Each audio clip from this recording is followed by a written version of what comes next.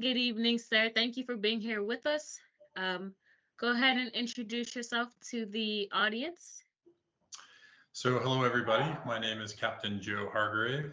I am an Army Nurse Corps officer. I have been in the Army 18 years as of today, 11 May. Came in and enlisted in 2005. I'm currently in school right now. I'm doing the psych nurse practitioner program. I'm getting my doctorate through the Uniformed Services University, and I'm currently at my residency site here at JBLM. Okay. How is that? How's that been for you so far? Your experience in your what we call long-term healthcare at continuing education. How has that been for you? You know, it's been a really great experience.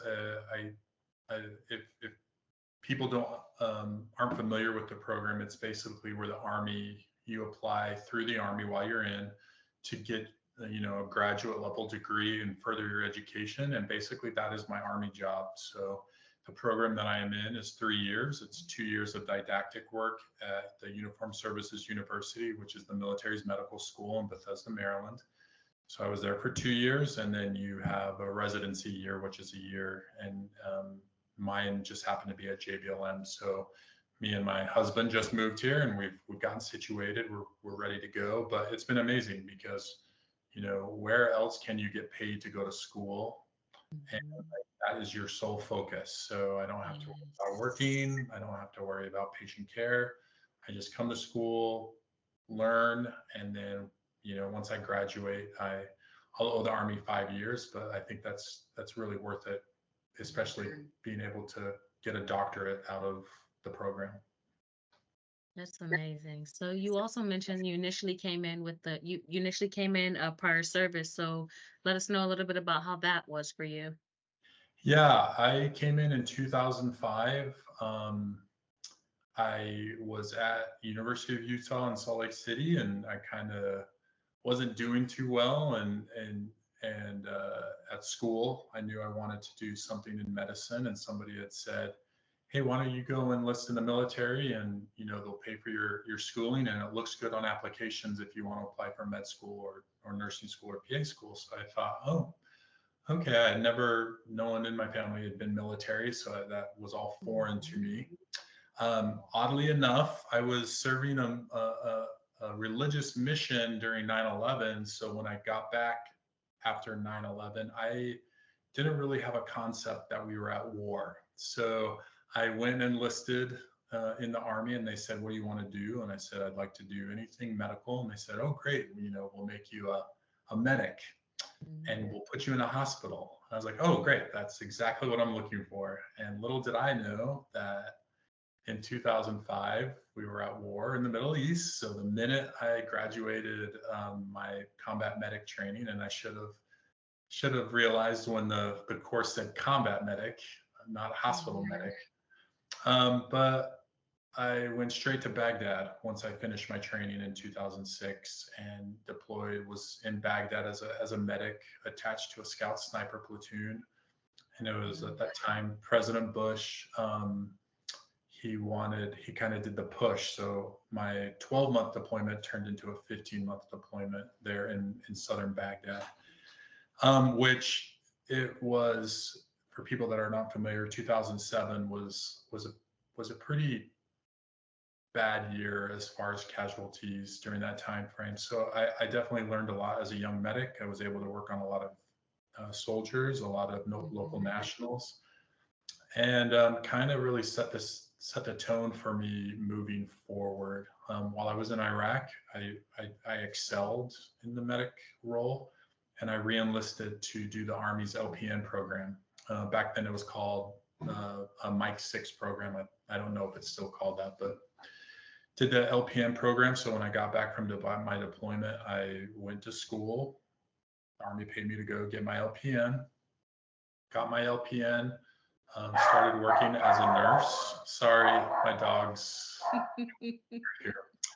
Started working as an LPN, and was fortunate enough to work alongside some outstanding Nurse Corps officers, and thought, hey, if I'm going to do this job, I'd like to cross over.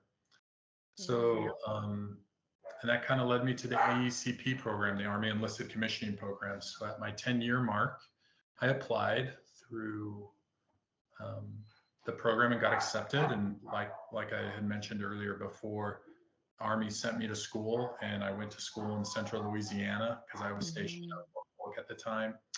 And my sole job was to go to nursing school, and it was amazing. And I Wow. graduated and commissioned, and then the Army.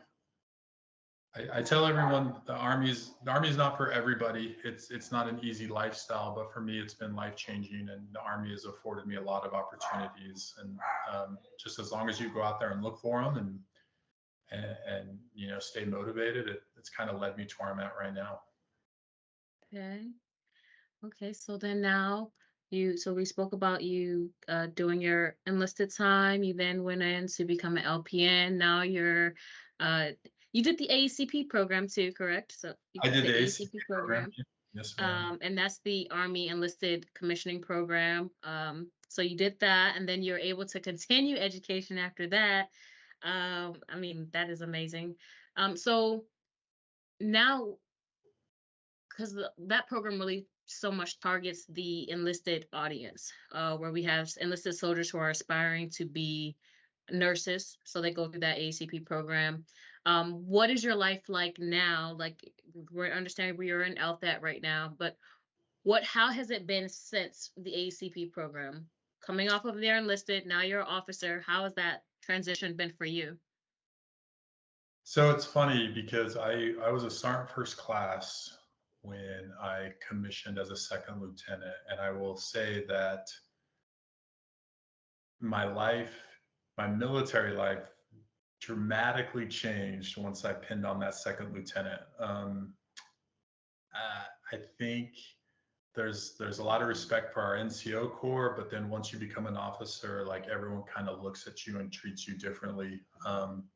It's been great. It's definitely a different side than the enlisted side. I you know my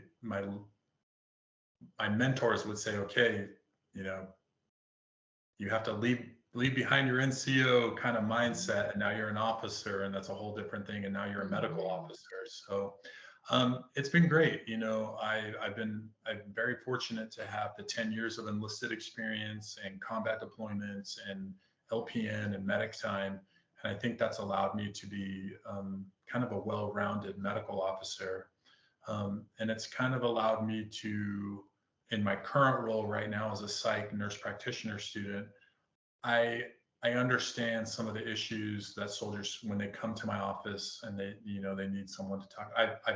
I've been in their shoes, and as a junior Mhm. enlisted soldier, I've been in some of these older soldiers that have deployed in a combat situation. So I think you know it's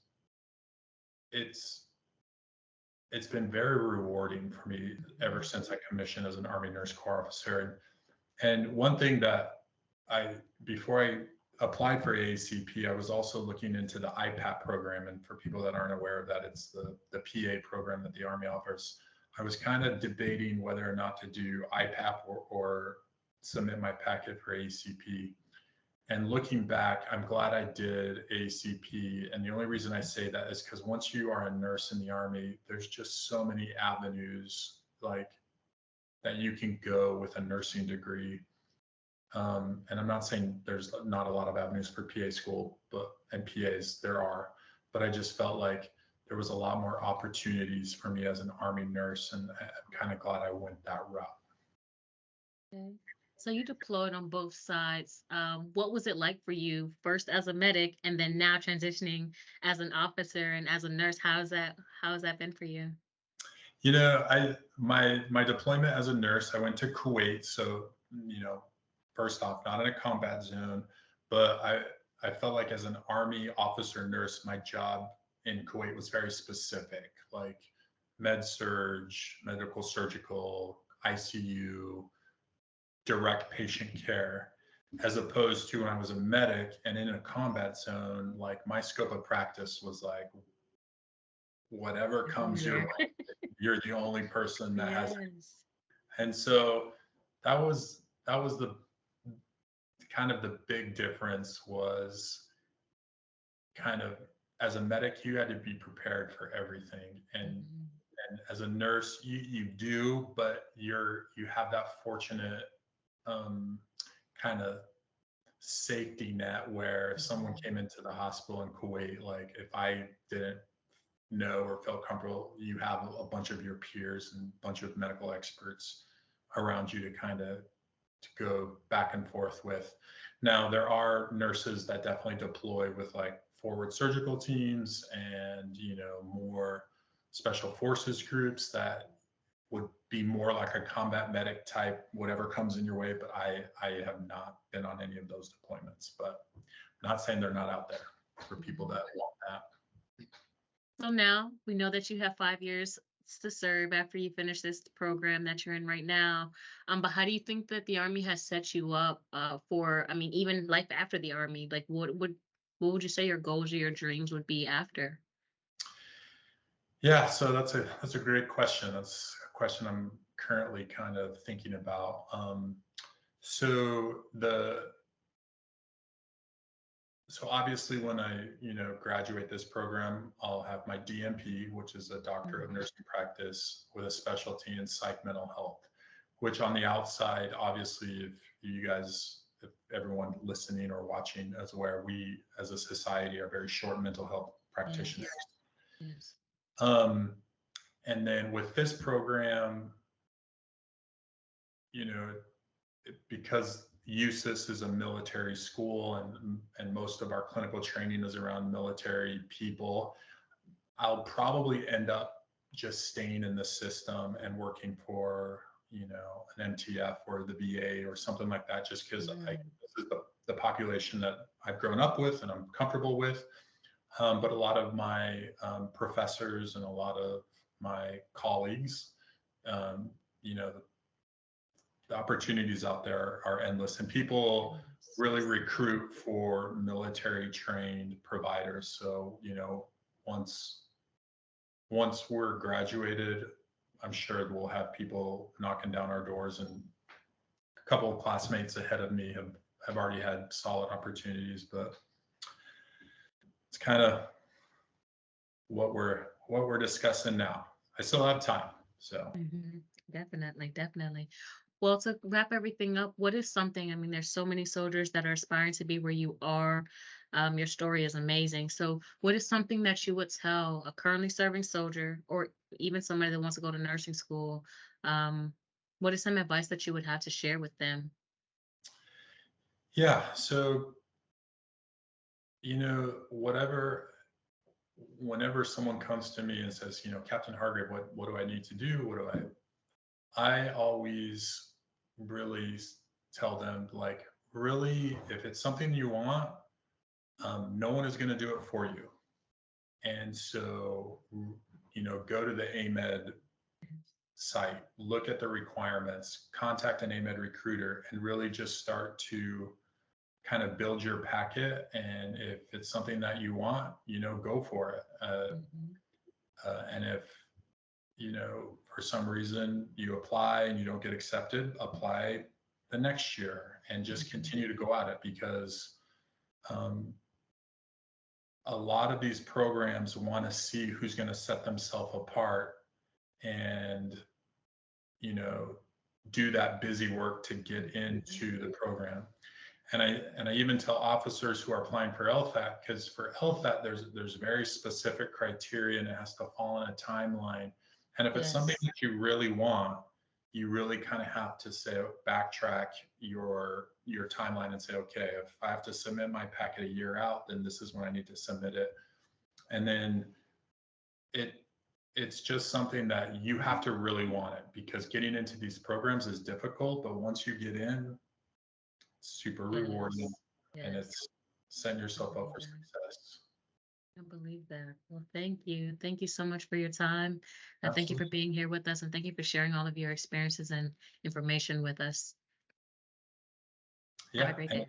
Yeah. And if anyone ever wants to reach out, you can find me in Outlook and hit me up. Perfect. Thank you. Yes, ma'am.